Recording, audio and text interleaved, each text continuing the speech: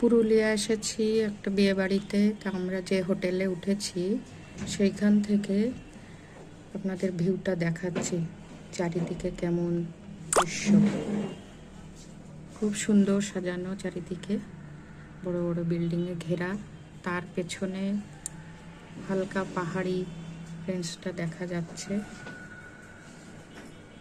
ওই দূরে পাহাড়ি রেঞ্জ, কিন্তু অনেক খালি মাঠও আছে, চাষবাসের অনুপযোগী।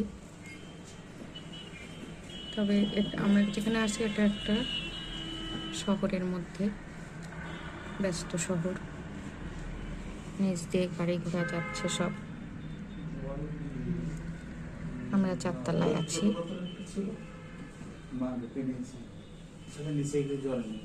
দেখুন এখানে আম গাছেও প্রচুর আমের মুকুল হয়েছে, অনেকগুলো গাছ এখানে দেখা যাচ্ছে আমের মুকুলে ভর্তি, অনেক দূর পর্যন্ত দেখা যাচ্ছে।